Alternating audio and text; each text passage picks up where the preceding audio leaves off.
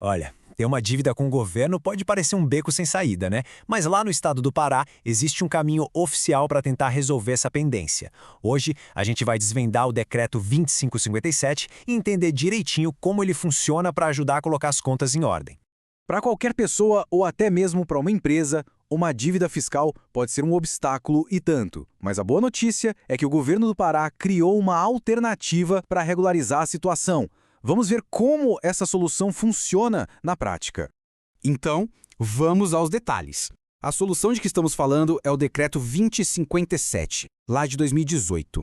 Ele é basicamente um programa oficial do Estado que permite que as dívidas com a fazenda pública sejam renegociadas e pagas de um jeito mais organizado. A ideia por trás dele é bem simples. Em vez de ter que pagar tudo de uma vez, o débito total pode ser dividido em parcelas mensais. Isso dá um alívio, um fôlego no caixa e cria um caminho para a regularização. Mas a grande pergunta é, será que é qualquer tipo de dívida que pode entrar nesse programa? E aqui a gente chega num ponto super importante. Não é toda e qualquer dívida com o Estado que pode ser parcelada, não. As regras são bem específicas e entender o que entra e o que fica de fora é o primeiríssimo passo para saber se essa é uma opção válida.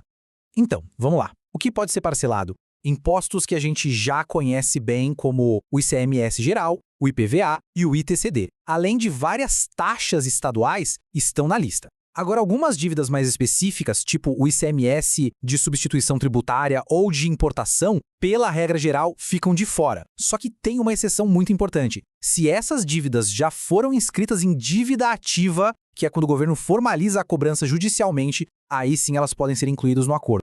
Ok, então digamos que a dívida pode ser parcelada. E agora, como é que se funciona na prática? Vamos dar uma olhada nos números e nas etapas desse processo todo. A regra geral é que a dívida pode ser dividida em até 60 parcelas mensais. Fazendo as contas, isso dá um prazo de até 5 anos para deixar tudo quitado. Mas olha só, tem uma condição especial. Para empresas que estão em recuperação judicial, o decreto oferece um fôlego extra. O prazo máximo sobe para 84 parcelas. Isso dá um total de 7 anos para quitação. E tem também o valor mínimo para cada parcela, viu? Ela não pode ser menor do que 50 UPF-PA. Para quem não conhece, a UPF-PA é a Unidade Padrão Fiscal do Pará, um índice que o Estado atualiza todo ano. Ou seja, o valor mínimo da parcela não é um valor fixo em reais, ele vai se ajustando anualmente.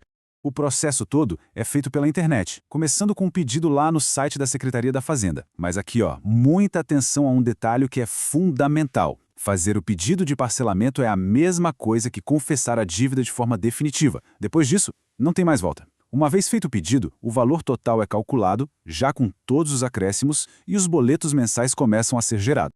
E esse é talvez o ponto mais sério de todo o compromisso. O artigo 2º do decreto é claríssimo. Pedir o parcelamento é uma confissão irretratável da dívida. O que isso quer dizer? Quer dizer que a pessoa ou a empresa abre mão de qualquer direito de contestar aquele débito no futuro, seja na esfera administrativa ou na justiça. É uma decisão com consequências legais permanentes.